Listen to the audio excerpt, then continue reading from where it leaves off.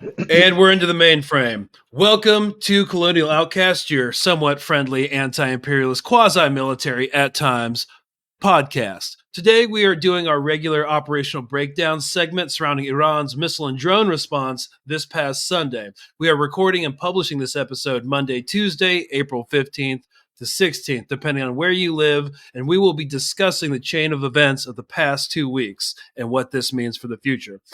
So it starts with Israel's bombing of an Iranian consulate in Damascus on April 1st, culminating in the latest unprecedented response by Iran of directly targeting Israeli military bases on Israeli soil.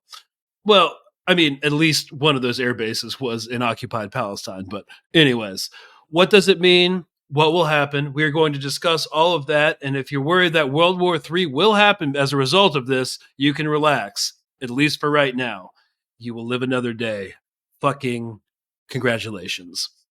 So, this is our largest panel yet on operational breakdown. So, I'll introduce everybody. My name is Greg Stoker. I'm a former U.S. Army Ranger with a practical background in military intelligence operations.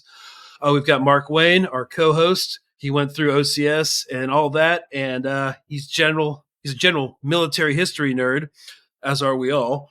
And then we've got two series regulars. We've got our series regular Travis, former field grade artillery officer who did 2 tours in Iraq and was embedded with the Iraqi army for quite some time. We've got Matthew Enderline for his second appearance on this segment. He's a former U.S. infantry officer who served in Afghanistan. He's now living in Egypt and is kind of becoming our informal North African correspondent. And you were there. I guess you actually saw some of the rockets launched towards Israel the other night. It was in your Instagram stories. I assume they were coming from Yemen. Yeah, you could see from the town where I live along the Red Sea and the Sinai Peninsula, some of the intercepts above Eilat from rockets or missiles that were launched either from Yemen or from somewhere in Iraq. I did not see them myself, but some people in the town recorded them over the Gulf of Aqaba, and then I saw the same. I believe it was the same intercept, a video that was recorded from the city of Eilat that looked like it was the same incident.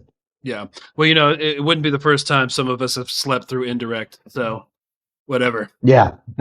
Okay. So, yeah. The main theme of this episode will be deterrence.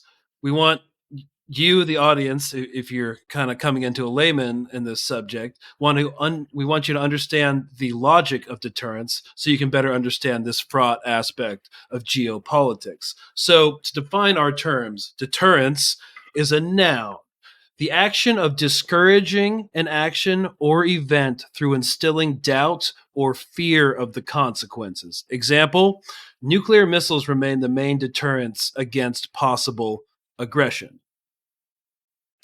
So the crux of this drama is that Israel struck an Iranian diplomatic building considered sovereign territory under international law. There was no Western condemnation from the attack. Iran took it to the UN Security Council. Nothing happened. And so they had to respond and deter Israel from doing such a thing again, from targeting their embassies, their consulates, their military personnel, their diplomats, etc. Otherwise, if they didn't make a response, they could just do it again. That's a basic principle of deterrence. So again, they launched a drone and mid-range ballistic missile attack against the Israeli military targets after about a 2-week buildup where a lot of back channeling happened and a lot of communications happened. We'll get into that. And now there is a Western condemnation for this attack, not for the consulate bombing, and Western hypocrisy is getting really irresponsible right now. I'm going to open up this episode with a short clip of Claire Daly, an Irish MP in the European Parliament. He's in front of a General Assembly, and then we're just going to send it. So she highlights a couple of problems with the hypocrisy happening with no condemnation for striking a diplomatic target of Iran. It doesn't matter what you think of Iran's government. It was a diplomatic target, but the massive backlash that Iran has had in response to their consulate being bombed and their senior officials being killed. And again, here's Claire Daly. She's cool. So the rules-based order is in roaring form. 2 weeks ago, Israel bombs Iran's embassy in Syria, an act of aggression against two states, the UN Charter and the Vienna Conventions. Rules, not only no condemnation, but defence of Israel against retaliation. So last week, Ecuador follows suit, sends armed heavies into Mexico's embassy, snatching an asylum claimant, an assault on refugee and diplomatic law. Of course, the US has never respected international law. It was always one law for their friends and another for everybody else. But after 6 months of throwing international law on the bonfire in Gaza, something is broken. We are in free fall. Strikes on hospitals, normalised. On aid convoys, refugees, civilians, normalised. Famine as a weapon of war, normalised. All with impunity. We are witnessing the collapse of the post-war system instigated by the US and Europe, all to shield Israel, our outpost, from consequences. But when the last law is down and the devil turns on us, where will we hide, all laws being flouted? Don't you just love the Irish? Yeah. I freaking love the Irish. I just want to reflect on that for a second. Okay. Well, I mean, she brings up a couple of good points. I mean, one of the things we've been talking about is precedence. She talks about the normalization of bombing hospitals. Now, I guess you can just bomb consulates and send goon squads into other people's embassies to take out political prisoners and throw them in your own prisons. So, yep, and she was right. We got one set of rules. Ecuador did a no by going into Mexico's embassy, but Israel could just drop a bomb on someone else's consulate. Well, what's also interesting about that is Ecuador got some form of Western media condemnation, whereas Israel got none.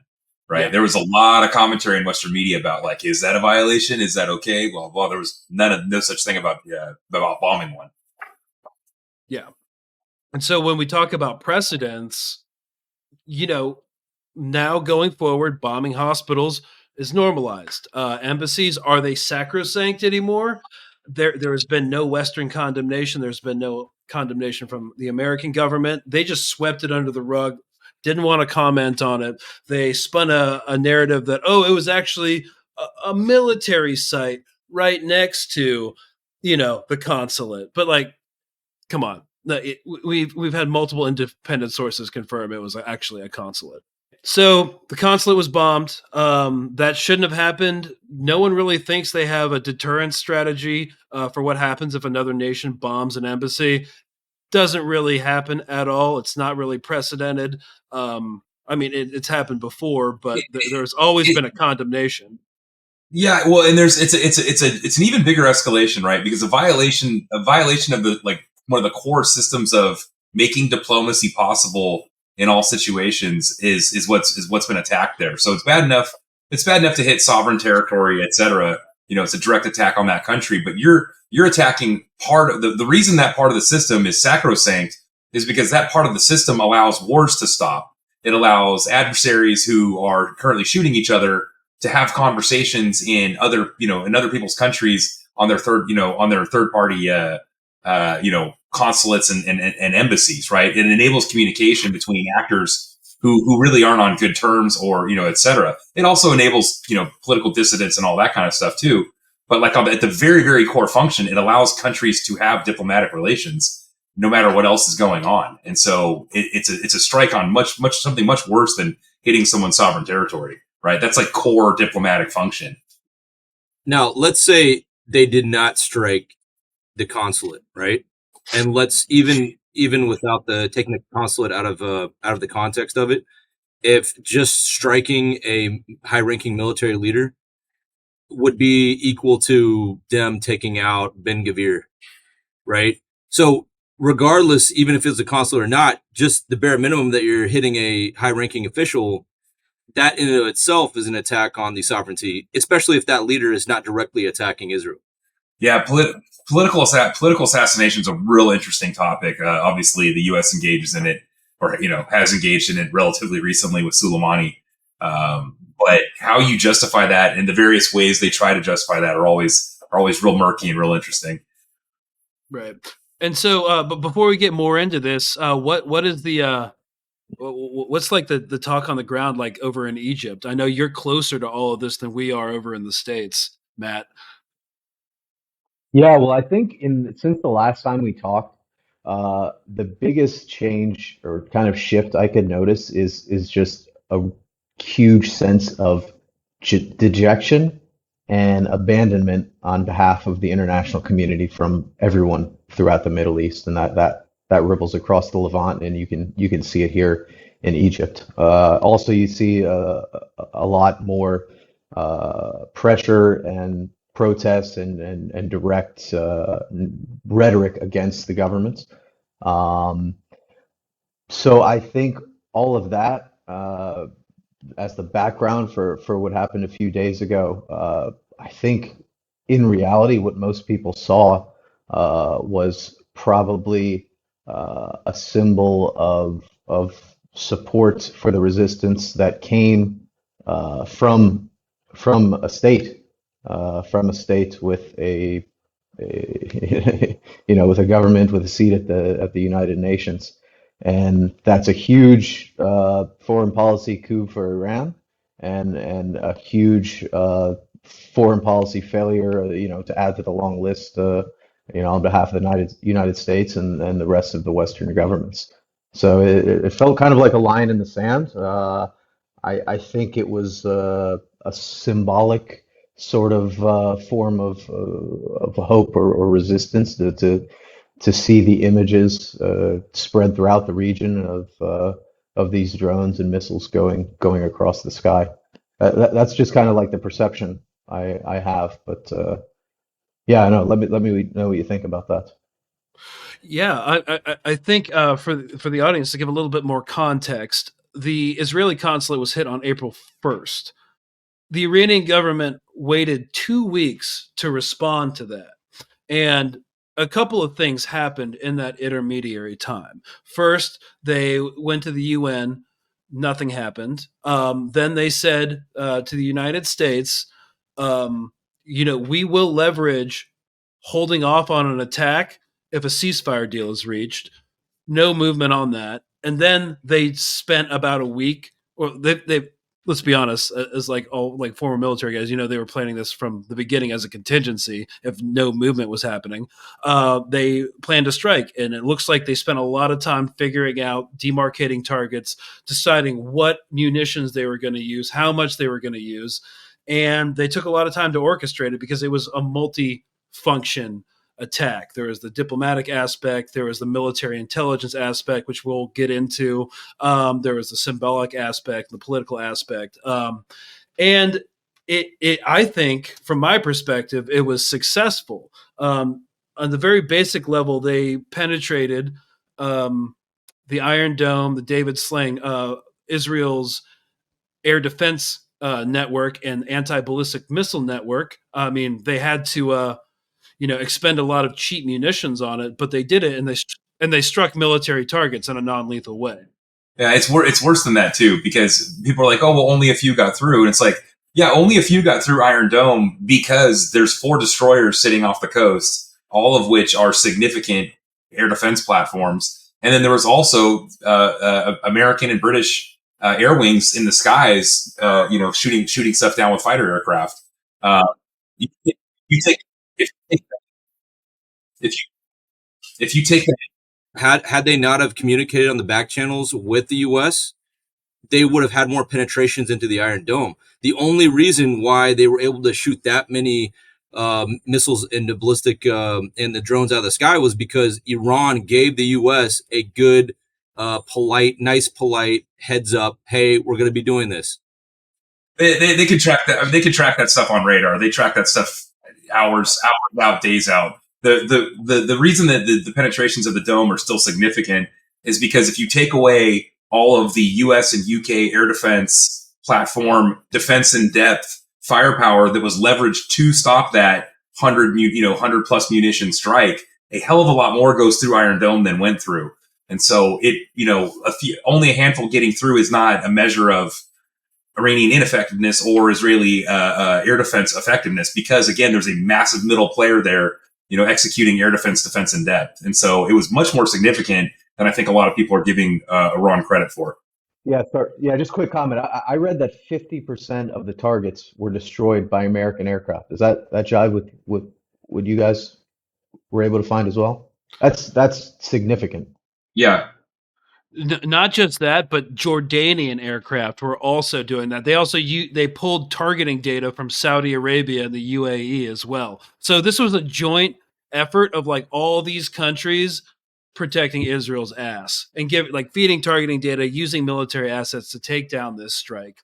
But And what was the cost of the Iranians as far as weaponry versus the cost of us, the Jordanians, and Israel in shooting them down? What was that cost? In the few billions? Well, no. Initial estimates are around 60 to 80 million on the Iranian side because they're using old equipment. They weren't using their fancy new stuff.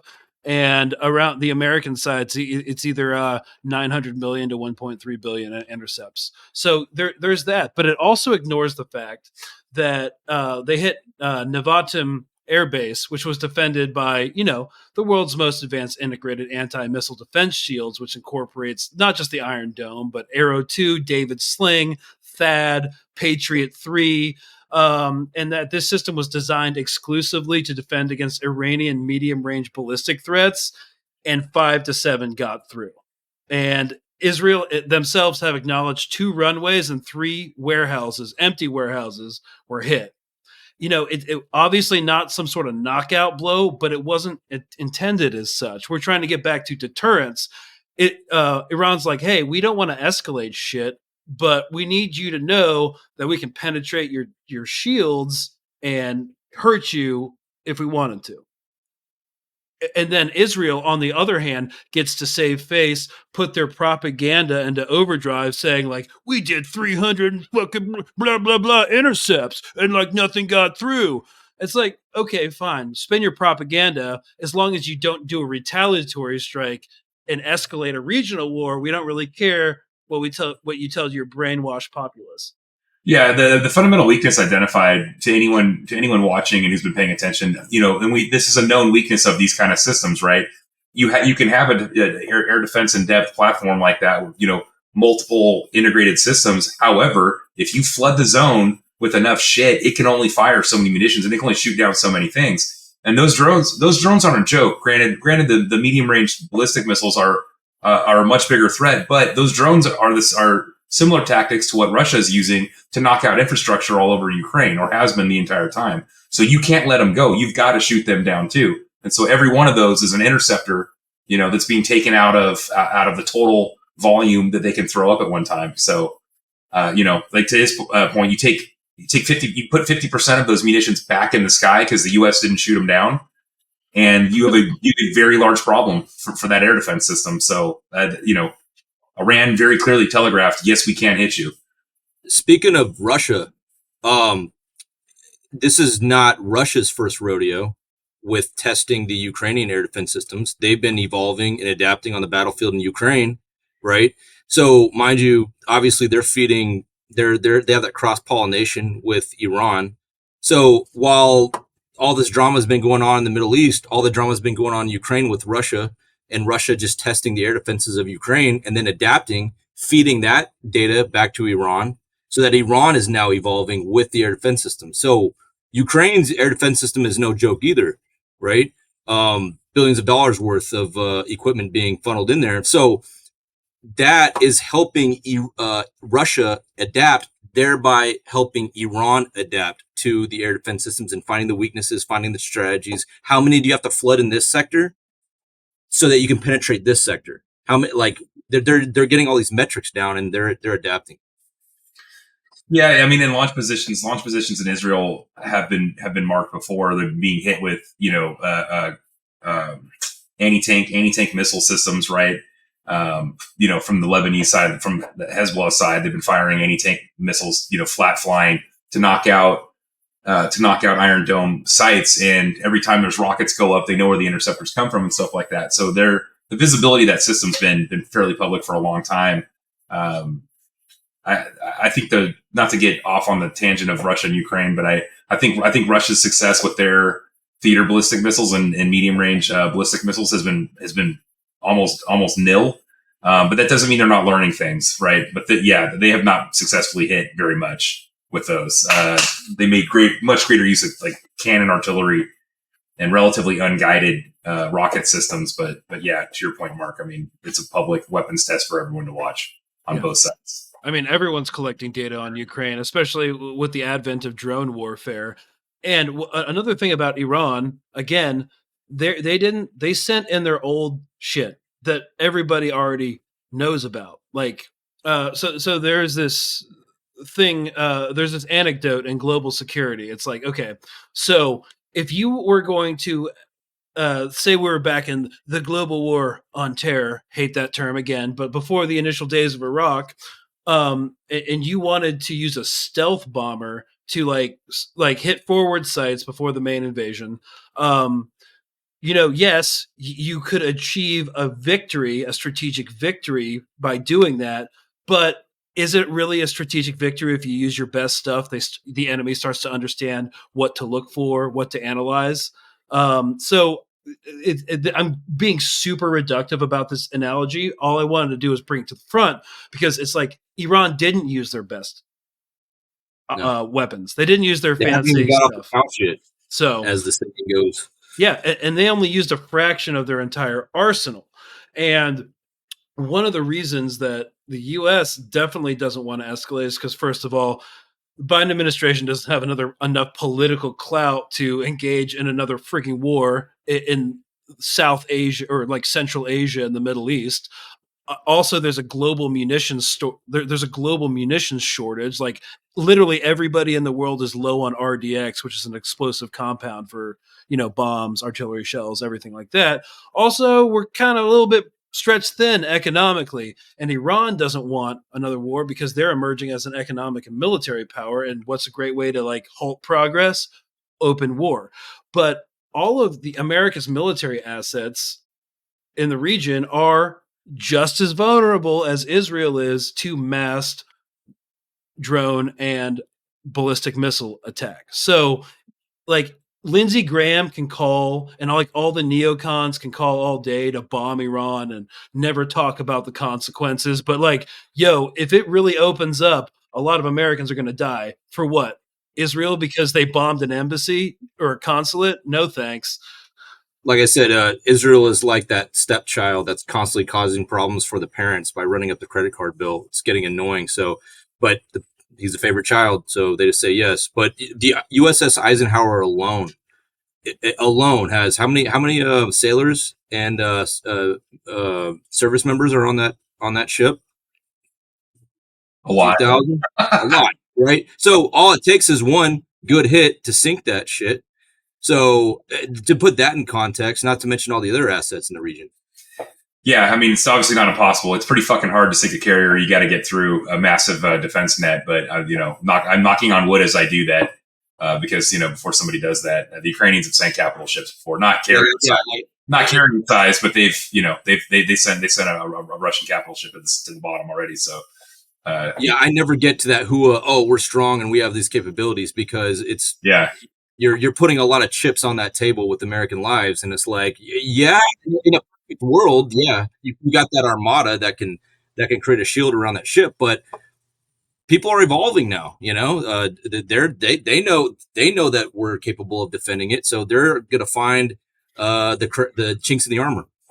Yeah, and I mean, there's a lot of bases that are way less defended than a carrier group, right? There's a hell of a lot of ground-based stuff that has some, but nothing close to the same, theater level defense and local short range air defense bubble around it.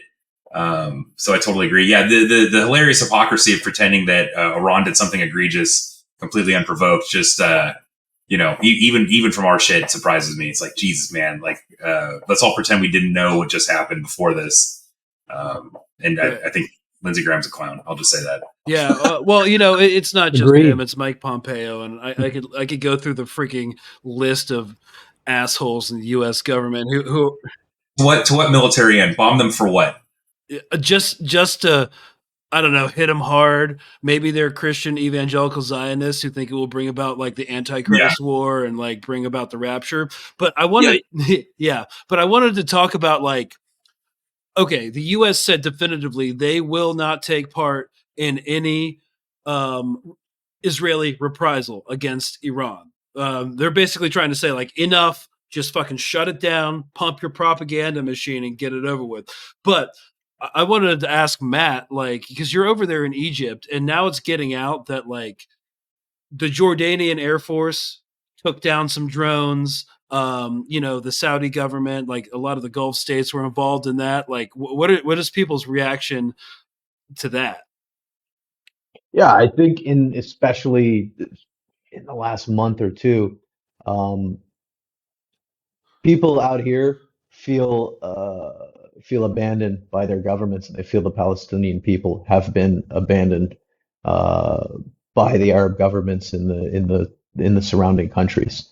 And there's a lot of reasons for that, and there's a lot of limitations on what people can express because of politics and laws.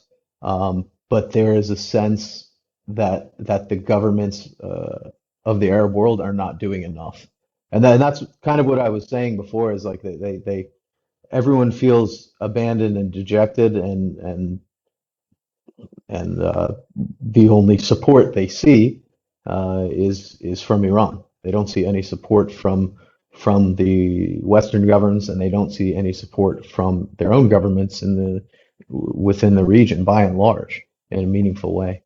And you've seen that. You've seen a lot more protests in the past month or two, both in Egypt. Of course, Egypt, it's illegal to protest. So protests are quite small in measure, but you've seen really, really quite large demonstrations in Jordan over the past month, because it's obvious to people that most of these governments are working to protect themselves and protect their own survival and their own interests, and they simply don't have an incentive in the global political stage to put up a fight on behalf of the Palestinian people. Yeah, and there's a lot of reasons for that. That's a whole like freaking 3-part series, probably. Absolutely.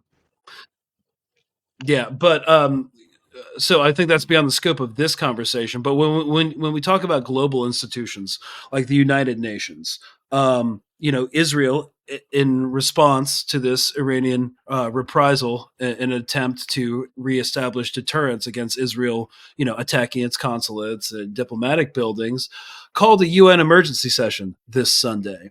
And in light of everything we've just said, now that we're at like the 30-minute mark, I want to play a clip of the Israeli ambassador to the UN addressing the Security Council. And remember, this guy 3 months ago said that the UN was directly, aiding Hamas. And oh, how the turns have tabled. Here we go. Iran is a pirate state.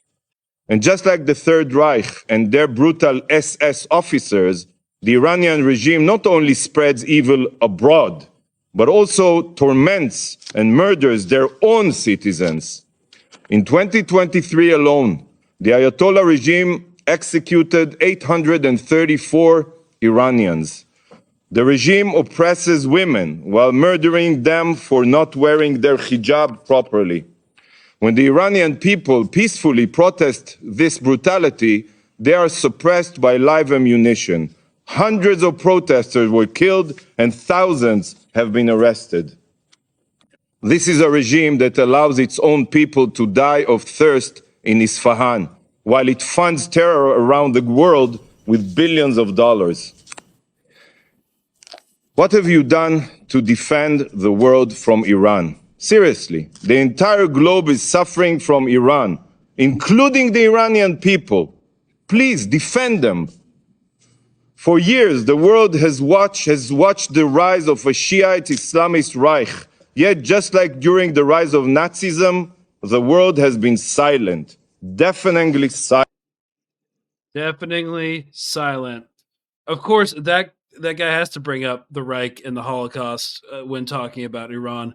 There's a lot to unpack there. I guess the one thing they have, and the one thing I've been monitoring Hezbollah propaganda since this thing happened, they're talking about Iran, the Iranian government's human rights abuses. It's like no one's like, "Yay, Ayatollah Khomeini, you're the freaking man." No one's saying like it's great. But that's really not the conversation. And if you want to bring up human rights and abuses of your own population, I see a little bit of hypocrisy. I don't know. What do you guys think? I think not being as bad of an actor as Israel on the world stage is a pretty fucking low bar, and Iran is clearly over it for all of their obvious flaws. That's the new standard. Is Israel's going to be that new bar? It's like, oh man, they're almost as bad as Israel when it comes to human rights. Not quite, almost. Yeah. So okay, it's like fine. They have their own domestic policies, which I think a lot of people disagree with. Yeah, I've been talking to some people who live in Iran or have family in Iran, and the view of the government changes. But one thing that changes from person to person. The one thing that everybody recognizes, like whether they are on like the far right with the government or they're against it, one thing everybody does kind of recognize, well, not everybody, but a lot of people that I have been discussing this with recognize that they don't actually want a war. There is this narrative that's being painted that of the Iranian octopus, that they control all these groups like Hezbollah and the Houthis and these or like Kataib Hezbollah in Iraq, or as I like to say, the Iranian octopus. It's like, yes, they fund these groups. They exercise strong influence over them. They don't necessarily control them to the extent that people do. And there's this idea that Iran wants to escalate. But I talked to a lot of Iranians, and the general consensus is like, no, they're actually the ones trying to de-escalate the situation. And I do think the U.S. is doing that as well. But I don't know. The general like Western narrative is that Iran is the only bad actor. It's all Iran's fault because they're a radical Islamic theocracy, which is not untrue. However, we look at the actions of this deterrence strike, and it's like, okay, well, there's a difference between that and like an Islamic State SVS bomb. No, the conflict with Iran is obvious. It's they have been trying to expand their influence and reach and their sphere of control into what the U.S. considers its sphere of control. And that's the problem, right? It's real fucking simple. It has nothing to do with religion or government type. No, they're just leveraging pre-existing, stereotypes and pre-existing assumptions in order to get people to think that it's something other than a war over, a shadow war over a certain region of the world and the influence therein. I mean, look, Iraq's a perfect example. Like the entire time from the beginning of the Iraq War to now, it's been nothing but a constant contest for which side has more influence over the government controlling Iraq, the U.S. side or the Iranian side. You know, like there's obvious little proxy zones where this has been going on for decades.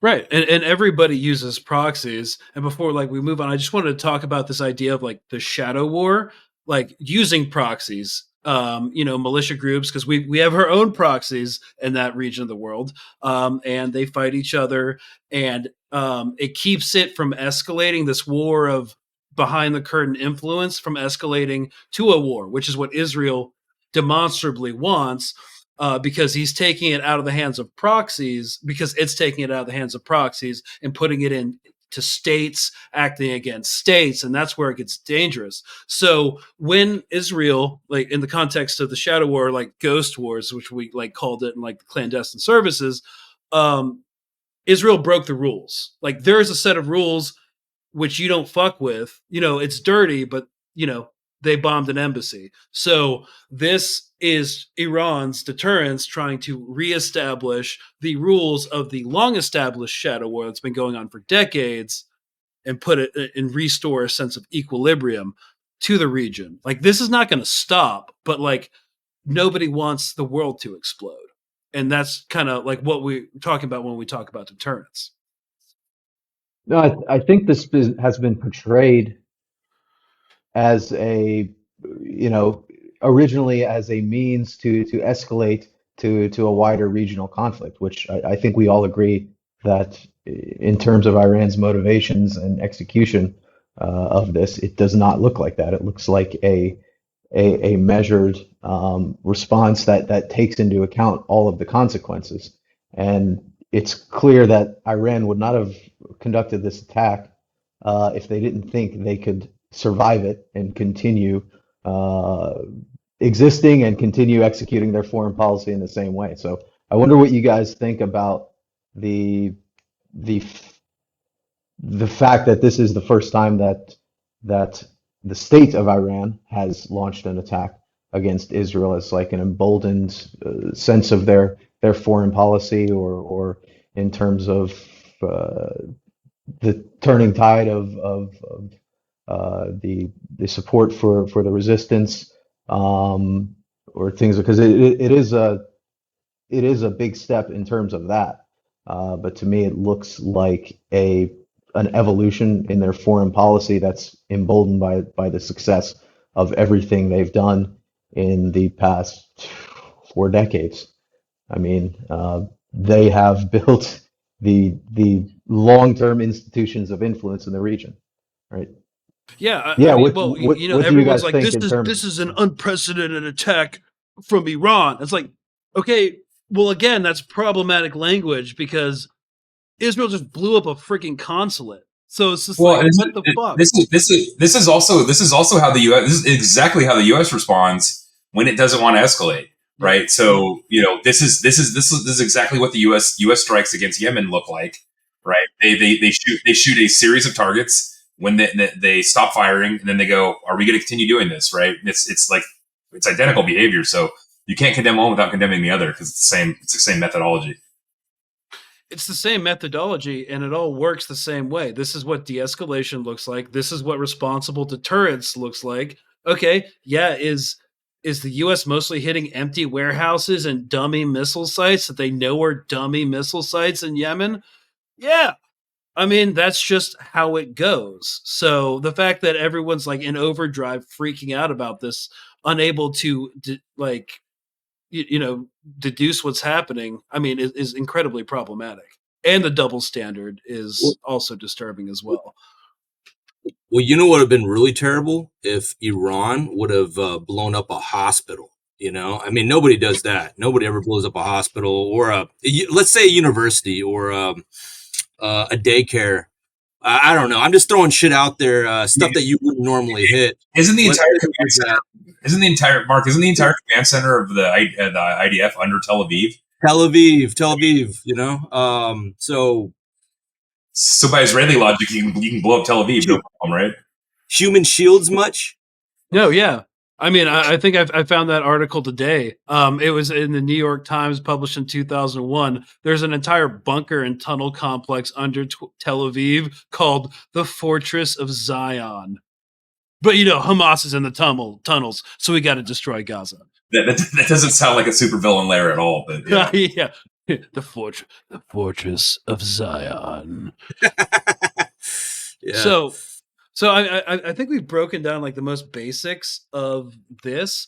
I would like to systematically in the last segment go through a video that Israel's Twitter account put out. It's of a self-proclaimed Iranian woman, clearly in her 20s, talking about the Iranian government, and basically espousing in one 3.5-minute video every Israeli propaganda post-Iranian assault talking point that's been lodged. And I'd just like to go through it like we did the article in Time Magazine from last operational breakdown, and just, take it apart like we did.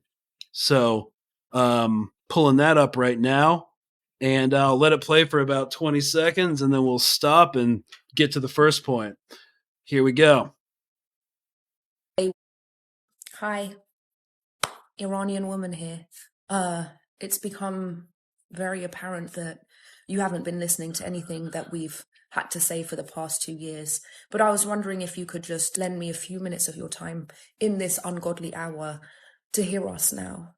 We've had to watch over the past 24 hours people clambering onto the internet to exclaim that Iran has the right to defend itself.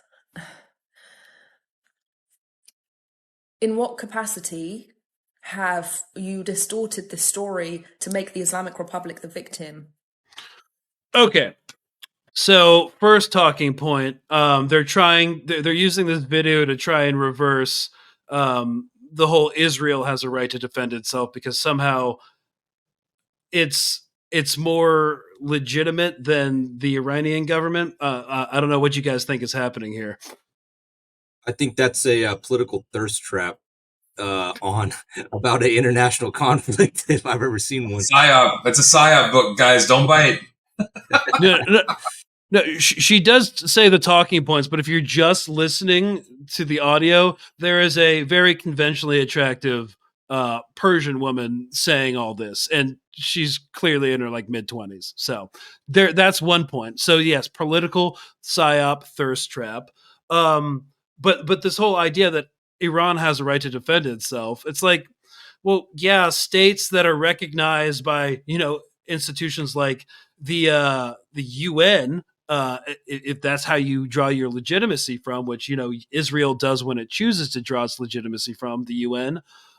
Yes, Iran is a state and it has a right to defend itself from other states. And Israel did an act of war by destroying a consulate, and so it actually objectively does have a right to defend itself. When people say Israel has a right to defend itself, it's like, yeah, technically from Jordan, from Turkey, but then again, it gets kind of more complicated when you're in illegal occupation of Palestinian lands. So they're just trying to confuse the subject, I feel like, when I watch this by saying the Iranian government is bad. It's like, okay, but that doesn't change like law.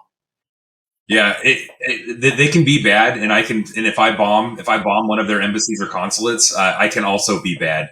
They love this. They love this, like, this like whataboutism rhetoric where it's like, well, because so I murdered someone, so did Bob. Well, yeah, you're both murderers, dude.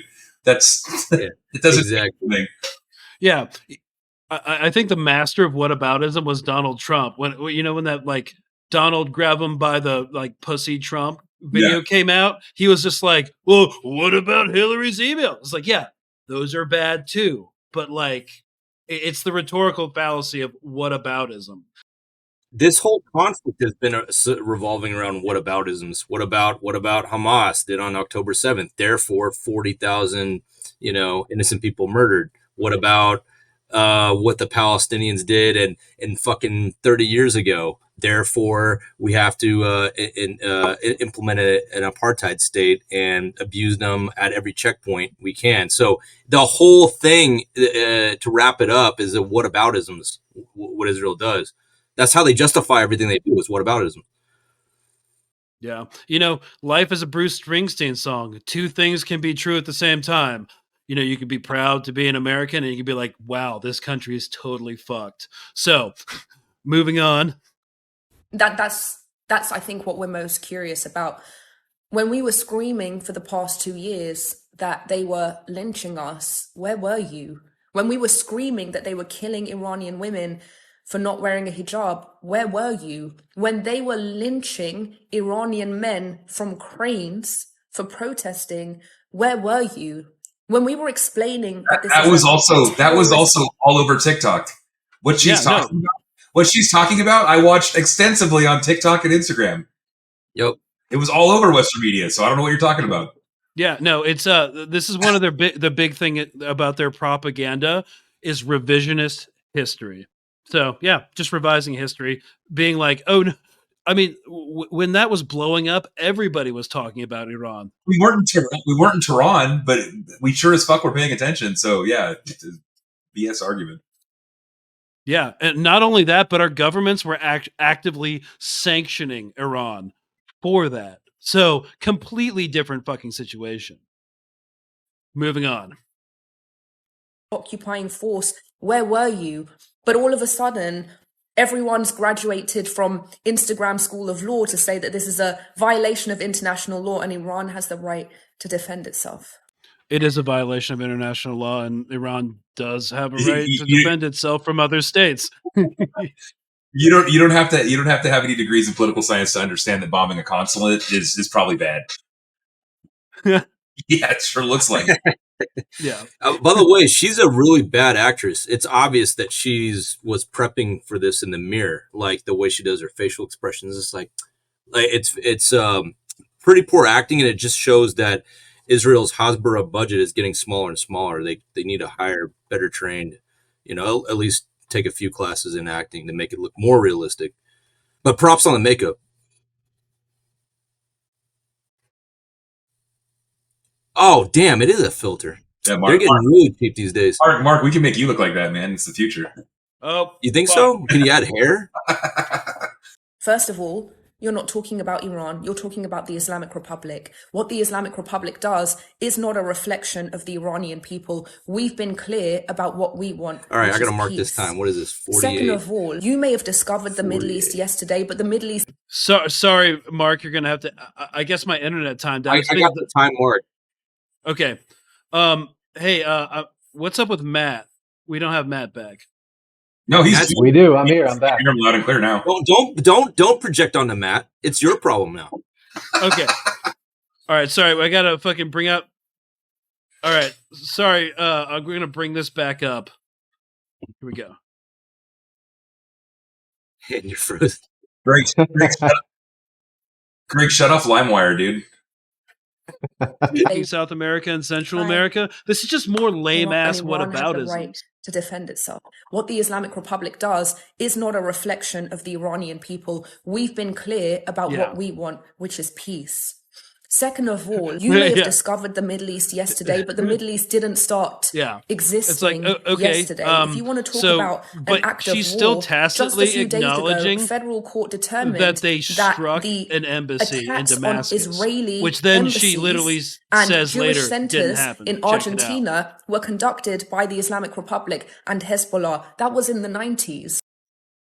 Yeah, but Greg, what about what Iran did in the 70s before that? And then it's just gonna. Hey, didn't we do something in the 70s? Oh wait, never mind. We're not talking about Yeah, never mind.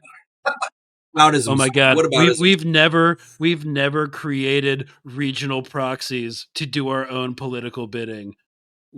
The terror proxies that the Islamic Republic has created to foster regional instability. What did you think that they were there for? What did you think Hezbollah was there for?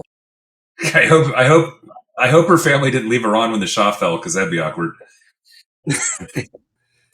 Hamas, Houthis, the militia groups in Iraq and Syria. Did you think that they were there to instigate a system of public schooling, education, to feed the poor, house the unhoused? What did you think that they were there for?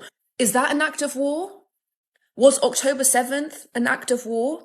Are the rockets that Hezbollah fires into northern Israel on a near daily basis an act of war? Also, yeah. In response to an already existing war caused by an invasion. Yeah, definitely. It's a responding act of war. Excellent points. And so when you're lost. No, that's because it's a whataboutism. The whole point of this video is a whataboutism argument. She keeps grabbing historical causal events or response events, but it's like, okay, well, so go before that one, so go before that one, so go before that one. Like, how far back are we going here? It's an Easter egg hunt for different events in history. I can't. Well, I count four the way I'm keeping count, but I count from the first time we said. I count from the first call for when we said we'll totally you should totally have an uprising right now, and then we just fucking boogied, And then they got chemical strike after that. Yeah, I think this is an obvious attempt to reach the Gen Z audience. That's what she's doing. This is for the Gen Zers who don't know maybe about anything about history. So that's the intended audience. Also, do you know how many creepy old boomers watch thirst traps though? Like, come on. That's true. Like, yeah, definitely. It's a psyop. All right, we've only got a minute left. Let's see what other edifying insights that she has to say. Again, we're only playing this not for the thirst traps, but because this is in microcosm the entire crux of Israeli information operations post-Iranian assault. These senior IRGC commanders meet up with Hezbollah in a IRGC military base, okay, not an Iranian embassy, and Israel strikes. Your response is to say that is an act of war.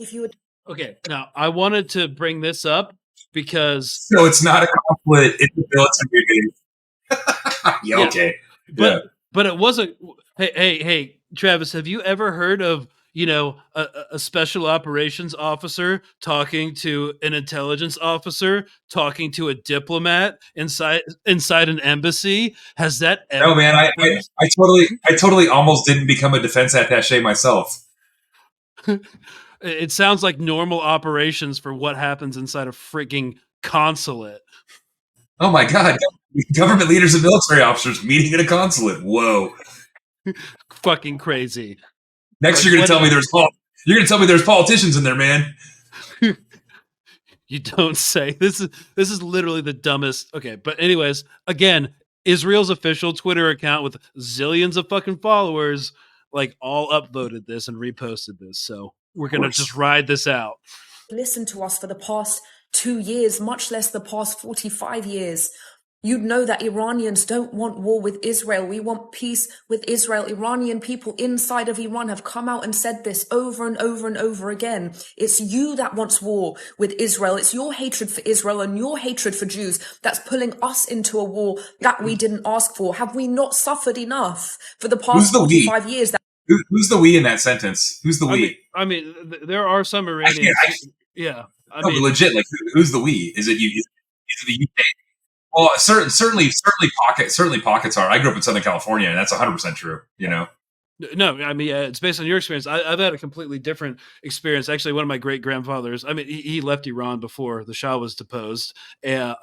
Great grandfather's in law. He married into the family. He was actually Zoroastrian. So I have that section of the extended part of my family that are like kind of problematically kind of down with the government. I also have like a lot of friends who don't really support the government, and they definitely didn't like the Shah. So like the problematic language is like I want to get an Iranian on the podcast to actually talk about this, because like we're just like my friend Layla would be a great one to have on here. She's a college professor, and she's Iranian, and she can talk about both groups, because she probably comes from originally from the group that left because was more Shah centric, but through academia and stuff like that, that's not where she sits. So yeah. So no, I don't want to be like a bunch of like fucking white dudes in America being like, yeah, this is what the Iranians think. But the problematic thing she's doing is like, we know that an entire group of people aren't a monolith. So when she says we, she is with a British accent saying that she speaks for the entire Iranian population. So moving on. We now have to be used as pawns for your fantasies about war with Israel. Leave us alone. We don't want that. So if you want to support the Islamic Republic in putting Iranians' lives at risk and everyone's lives at risk, they just killed a 10-year-old Bedouin boy for this. Is that what you wanted?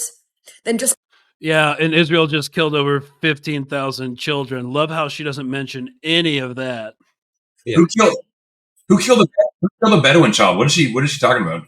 Apparently a Bedouin child was hit. The reporting I have is that it was like a concussion and that they survived in one of the strikes. It hit in the occupied Naqab. So that's what I haven't heard or seen anything that a Bedouin child was killed, but we did have confirmed reports that one was injured. So yeah, okay. But you want to talk about that? How about the 15,000 children that Israel has demonstrably killed? The 3x that wounded and the 10x that starving. So I wonder if she's a paid Hezbollah plant, not mentioning that. Come out and say that with your whole chest. Say you support the Islamic Republic in their continued aggressions that put everybody's lives at risk, but don't say Iran. For 2 years, we asked you to come out and say free Iran, and now you want to speak up to put our lives at risk and say go to war, Iran. You are no friend to the Iranian people for that. Okay, I like how their propaganda piece is now saying free Iran, like trying to dilute, like rhetorically dilute the free Palestine thing, because it's like, oh, well, because they've done this from the beginning. It's like, oh, if it's a genocide, you're only speaking about this one. What about the genocide in Syria or Sudan or the Congo? They're trying to be like, okay, free Palestine. Oh, you only care about Palestine? What about free Iran? It's the same kind of rhetorical dilution that they've been trying from the beginning. It's the international all lives matter movement. That's what it is. Oh, Nice. So yeah, I mean, I'm sorry I subjected y'all to that, and I apologize to the audience, but that is again in microcosm their entire PR strategy post assault. It's like, oh, we have an Iranian voice. Conveniently, just like you, she has a British accent, but that's besides the point. I have Iranian friends in England who are actually at like every freaking protest. So obviously not speaking for the group, but yeah, man, I think yeah. There's stuff's great. There's stuff's great for someone watching it who doesn't know anything and isn't going to check, right? Because none of the Hezbollah pieces I've seen so far survive like even 5 minutes of googling. Like they don't hold any water. But yeah, if you're ignorant and you're not checking, then I'm sure that sounded great. If you're in church, that sounds great.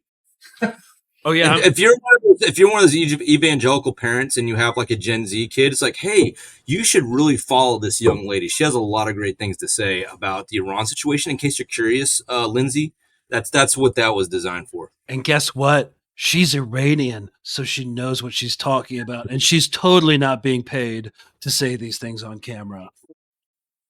So yeah, I mean, I think we've gone through the basic premise of deterrence. We've gone through the events. We've gone through the backlash IO. I mean, the one question is like, do we think an Israeli escalation? Do you think an Israeli retaliation is going to happen? That's the last part of this segment. Well, I think the glaring moral question is, okay, if you have military officials that are conducive and are facilitating a genocide and they are under telegraphed in tunnels, is it morally acceptable to destroy all of Tel Aviv to get at those bad guys? Because human shields. I think the retaliation is a tough one to call because they very well might do it by, assassination. They might kill a couple people in who knows what country, and it might even make the radar, and they might refuse to publicly acknowledge that it was them, etc. Like they do all over the place all the time. So it's like, undoubtedly they will do something against Iran again in the future. They're going to continuously do that. But like, will it rise to the level of being considered like a military retaliation that the U.S. cares about? Saying something like that. Yeah, well, the U.S. has also definitively said that they will not, at least directly and visibly, assist in a reprisal against Iran. But yeah, it seems like it's like the response will be more of a scorekeeping. I got a question, Matt.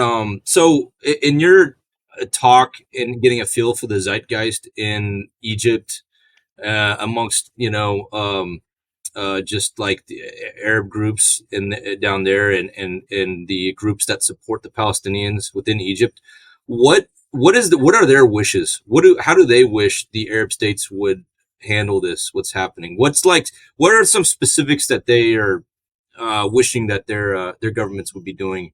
I had similar questions too, specifically along the lines of like, what would they wish them to be doing with aid? What would they wish them to be doing militarily? Sharing a border, obviously being so close, approximately. Yeah, there is a lot. So since the last time we talked and we were talking about aid, the biggest thing I noticed, like in the shift in the narrative, was now most of the narrative that I see coming from Egypt in terms of protesting the government response is centered on open the Rafah border crossing, and that's a statement to the Egyptian government. It's not a statement to the Israelis blocking aid. It's not a statement to the U.S. or anything else, like anything that's happening in Gaza. They're more directly speaking to the Egyptian government, because there's a sense that the Egyptian government has basically done nothing to move the needle past the status quo, and there's a large sense of that they've done some things to exploit the situation, like in terms of the $10,000 to cross back and forth, like that's all things that are happening with involvement in the corrupt government, not at a super high level, but a high level where it's obvious that it's happening. And so the idea is that they would at least stop aiding, the war against letting humanitarian aid into Gaza at a minimum. But there's really not a sense of hope for that. And that's just like a larger part of the political narrative of Egypt is there's not a large sense of hope for progress. And it's been that way since after, everything that's happened to the revolution and since Sisi took power, and basically is just a reinvention of the previous regime. So yeah, everyone feels pretty hopeless. Pretty bad feelings all around, unfortunately. How's the situation with the aid trucks that you've noticed? Has there been any movement, any progress there, or is it just getting worse and worse? Are they getting more and more bureaucratic? Yeah, I think it's exactly the same, and I think a lot of the pressure has been unfortunately lifted off of the Egyptians because of the port and the entire debacle that's gone on with that. Because just the existence of that has lifted the pressure off Egypt as the only direct route of aid into Gaza. So no change in essence, as far as I can tell. Yeah, I mean, that entire port was a psychological prompt. Like it even worked in Egypt. That port's just for like that port's just for liberals to be like, okay, well, there's aid there. Oh, I can go to spin class. Whew. Yeah. So yeah, I think those circling back, because I think we're about out of time, because we gotta get this stuff published before Israel does something crazy. It's really hard to predict Israeli reprisals. There are just a few things that, in closing, I do want to highlight. It's that their national debt has doubled. Their GDP has shrunk by 19% in the Q4 of last year, and it's only gotten worse since then. Since this Iranian attack, Ben Gurion Airport in Tel Aviv closed down. It's reopened, and tens of thousands of people are leaving the country. 500,000 Israeli citizens had left on December 7th, and that's to internal reporting. And there's only going to be more people leaving, more people going out of the workforce. So Israel is going to need your tax money to keep this going. Also, they're short on ammunition. So they can escalate if they want. They're not really in a strong position to do so, but then again, sense has not really been governing their actions since October 7th. Or, 1948. Now, with all the bad news, there's not a lot of optimism coming out of Gaza or for the Palestinians in general. On the global scene, we are seeing a lot of progress for the Palestinians, but on the ground, we're not seeing a lot of progress at all, and it's just getting worse and worse. However, it's moments like this where we kind of need a little bit of a moral boost, something to give us a little bit of happiness. I just want to share like a 30-second video real quick, if you don't mind. All right. Just to give the audience some I don't know, some pleasure of some type. It puppies? Is it puppies or kitties? איזה תורות הולכים פה בנתב"ג, משהו מטורף. מה זה, עומס כזה נראה לי הרבה זמן לא היה.